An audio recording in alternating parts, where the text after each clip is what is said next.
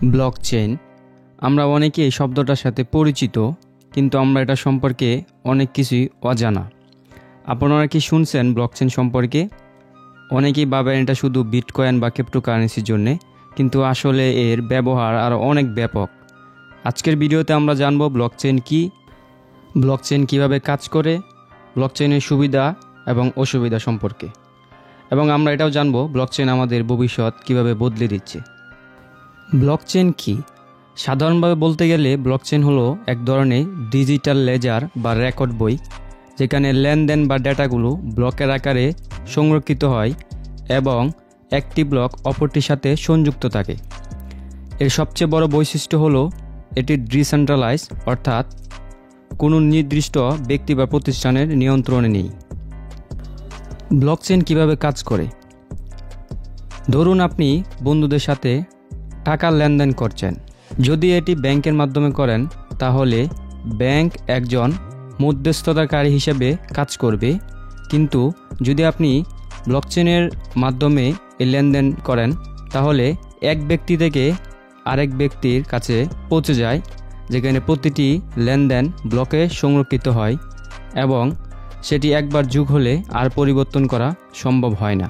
এটি নিশ্চিত করতে ব্লকচেইন ব্যবহার করে ক্রিপ্টোগ্রাফি এবং কনসেনসাস মেকানিজম, যেমন প্রুফ অফ ওয়ার্ক বা প্রুফ অফ স্টেক। ব্লকচেইনের সুবিধা। এখন প্রশ্ন হচ্ছে, ব্লকচেইন কেন এত জনপ্রিয়? এর কিছু গুরুত্বপূর্ণ সুবিধা হলো সিকিউরিটি, ট্রান্সপারেন্সি, ডিসেন্ট্রালাইজ। নিরাপত্তা হলো প্রতিটি ব্লক ইনস্ক্রিপ্টেড, তাই এটি পরিবর্তন করা প্রায় অসম্ভব। ট্রান্সপারেন্সি, সবাই লেনদেন দেখতে পারবে, কিন্তু কেউ পরিবর্তন করতে পারে না। ডিসেন্ট্রালাইজ, অর্থাৎ কোনো একক ব্যক্তি বা প্রতিষ্ঠানের নিয়ন্ত্রণে নেই। এছাড়াও এটি শুধুমাত্র ক্রিপ্টোকারেন্সির জন্য নয়, health check up, supply chain, voting system এবং স্মার্ট কন্ট্রাক্টও ব্যবহৃত হচ্ছে। এখন আপনাদের মনে হইতে পারে এটা কি হ্যাক পসিবল কিনা।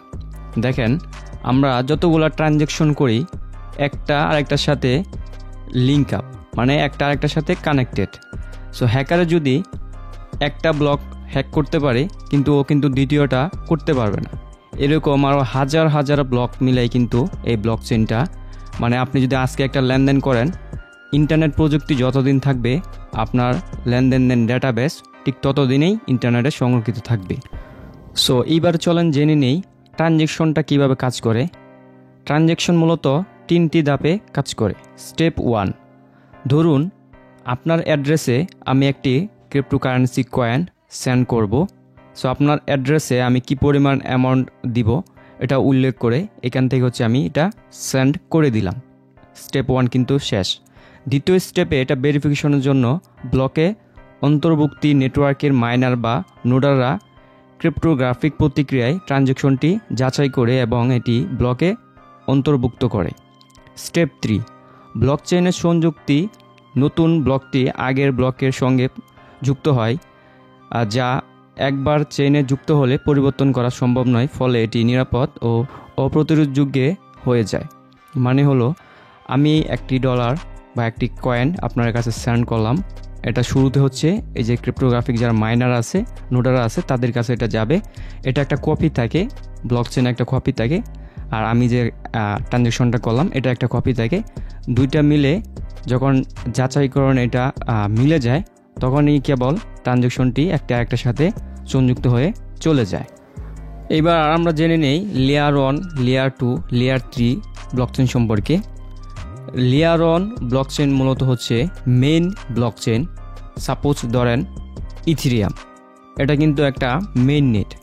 দেন আরবিথ্রিয়াম বা অপটিমাইজম, এই যে নেটওয়ার্কগুলো আছে এগুলোকে কিন্তু আমরা লেয়ার 2 বলে থাকি। এর কারণ লেয়ার 1 ব্লকচেইন ইথেরিয়াম, আর লেয়ার 2 ওই আরবিথ্রিয়াম বা অপটিমাইজম। ঠিক আছে, মানে ওরা মেন ব্লকচেইনকে ইউজ করে দ্বিতীয় লেয়ার 2 ব্লকচেইন তৈরি করতেছে।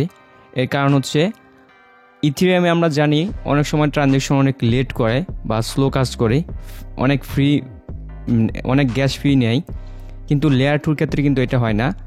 লেয়ার 2 কম ফির মাধ্যমে দ্রুত সময় আমাদের ট্রানজ্যাকশনটা করতে সক্ষম হয়। আর লেয়ার 3টাও কিন্তু একদম সেমভাবে কিন্তু কাজ করে। সো বন্ধুরা, ব্লকচেন প্রযুক্তি আমাদের ভবিষ্যৎ বদলে দিতে পারে, এটি সম্পর্কে জানা আমাদের খুবই গুরুত্বপূর্ণ। আপনি কি মনে করেন কমেন্টে জানাতে ভুলবেন না। আর যদি ভিডিওটি ভালো লেগে থাকে লাইক, কমেন্ট অ্যান্ড শেয়ার।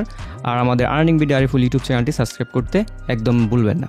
আল্লাহ হাফেজ।